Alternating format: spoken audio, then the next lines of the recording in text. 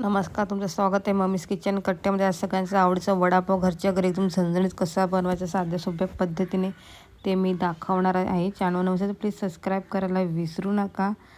आणि आपला आता वडापाव कसा बनवायचा तो दाखवण्यात खूप सारे व्हिडिओ असतील, त्यातली एक माझी व्हिडिओ. चला आता रेसिपीला सुरुवात करूया.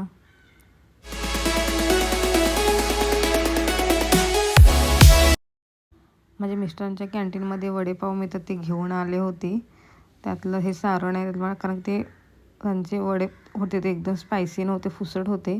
म्हणून म्हटलं चला आता ह्याच्या वड्यांचं आपण परत घरी एकदा वडा बनवूया.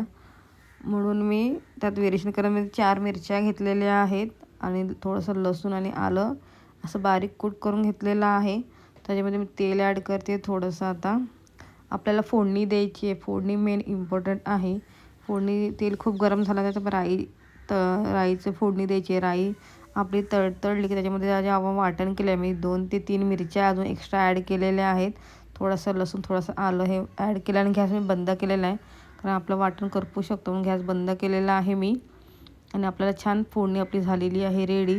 हे जे बटाट्याचं सारण आहे, मी याचे वडे होते, वड्यातलं बाजूचं जे असतं बटाट्याचं बेसनं सगळं काढून घेतलं आणि फक्त बटाटा ठेवला होता. तर म्हटलं बटाट्याचं काय करता येईल म्हणून वडापाव म्हटलं करूया परत एकदा छान असं घरी खायला असं, म्हणून हे मी बनवत आहे. त्याच्यामध्ये 2 ते 3 बटाटे असतील. तुम्ही किती तिखट आहे त्याच्यानुसार तुम्ही तिखट करू शकतात. हे बेसन घेतलेलं आहे, ह्याच्यामध्ये मी तेल टाकलेलं आहे, ते पण गरम करून तेल ॲड केलेलं आहे. चवीनुसार मीठ ॲड केलेलं आहे. आता हे आपला छान एकजीव करून घ्यायचं. एका हातात मोबाईल आहे तसं मला जमत नाही आहे, तर आता मी तुम्हाला दाखवते एक सगळं कसं ते बॅटर तुम्ही बघू शकता. एक हाताने जितकं तुम्ही बॅटर फेटाल तितकं ते मऊ मऊ होतं आणि वडे आपले सॉफ्ट होतात आणि छान फुलले जातात. साहित्य सोडा टाकायची गरज पडत नाही तुम्हाला ह्याच्यामध्ये. जितकं तुम्ही पीठ कालवून घेता, मिक्स करून घेता, जितकं करता तितकं ते चांगले आपले वडे होतात. तर आपलं पीठ आता रेडी झालेलं आहे, तर आपण आता वडे करायला घेऊया. आपलं सारण आता थंड झालेलं आहे, त्याचे मी 4 वडे करणार आहेत. 4च होतात आणि ह्याच्यात थोडंसं व्हेरिएशन मी केलेलं आहे. माझ्या घरी चीज होतं म्हणून मी ह्याच्यामध्ये चीज पण ॲड टाकणार. टोटली ऑप्शनल, तुम्हाला चीज ॲड करायचं तुम्ही ॲड करू शकता, नसेल तर ते टोटली ऑप्शनल आहे. पण वडा नंतर जेव्हा हा बनवून वगैरे झाला, मी घरात खाल्ले, सर्वांना इतका आवडलं, खूप तारीफ केली. ते माझ्या मिस्टरांनी जे वडे आणले त्याच्या कंपनीतले, ते बिलकुल टेस्ट नव्हते, काही नव्हतं, साधी वाटत होते. मीठ नाही, काय नाही, वाटण नाही, तिखटपणा नाही.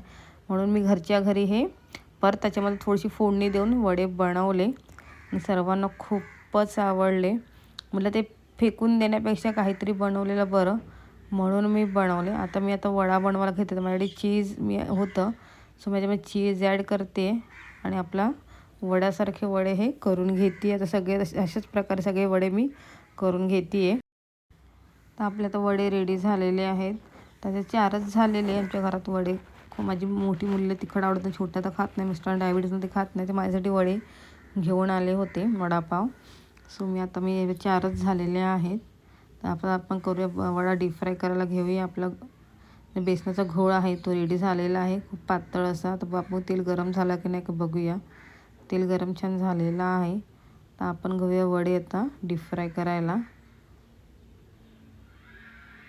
बॅटर थोडंसं पातळ पाहिजे. आणि मी खूप वर्षांनी वडे करते. जे लॉकडाऊन होते तेव्हा मी वडे बनवायचे, खूप काय काय लॉकडाऊनमध्ये खूप काय काय बनवलं होतं. पण आता खूप वर्षांनी हा वडापाव बनवते आहे. खूपच छान लागला खायला, यम्मी लागला. म्हणूनच मी तुमच्यापर्यंत ही रेसिपी पूर्ण म्हटलं शेअर करावी तुम्हाला पण. घरी सगळेजण म्हटलं की खूपच छान झालं होतं, काहीतरी वेगळी टेस्ट लागली आणि घरगुती होतं म्हणून मग हे झालं. म्हणून तुमच्याशी रेसिपी शेअर करावी म्हणून मी रेसिपी शेअर करत आहे. मी व्हिडिओ सगळं शूट करून ठेवते. जेव्हा भाजी एखादी टेस्ट करते, जेव्हा मला वाटतं की नाही छान झाली, चला आपण आपल्या सबस्क्रायबरांना पण दाखवूया, तेव्हा मग मी हे करते, एडिटिंग करून मग अपलोड करते. फक्त तुमच्यासाठी करते. जर चांगली नाही झाली तर भाजी म्हणजे मी करत नाही. जर छान झाली तरच मी एडिटिंग करून पोस्ट करते. चॅनल नवीन असेल तर प्लीज सबस्क्राईब करायला विसरू नका आणि कमेंट नक्की करा. आता आपल्या वडे छान फ्राय करून घ्यायचे आहेत. चला आता आपण फ्राय करून घेऊया.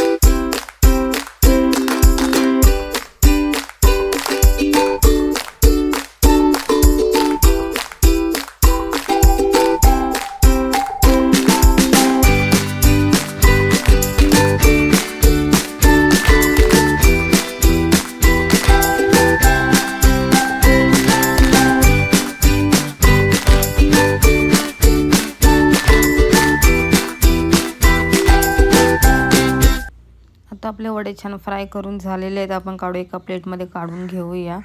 अशा प्रकारे सगळे वडे मी आता फ्राय करून घेते आणि तुम्हाला दाखवते आपले वडे कसे फ्राय झालेत. तेल जरा कमी होतं म्हणून थोडीशी वडे थोडे लाल झाले आहेत माझे. तर चला तुम्ही पाहू शकता आपले वडे रेडी झालेले आहेत. खूपच छान टेम्पटिंग दिसतात, खायलाही तेवढेच यम्मी आणि टेम्पटिंग आहेत, स्पायसी झणझणीत असे. चला तर भेटूया नेक्स्ट व्लॉगमध्ये. तोपर्यंत बाय बाय, टेक केअर.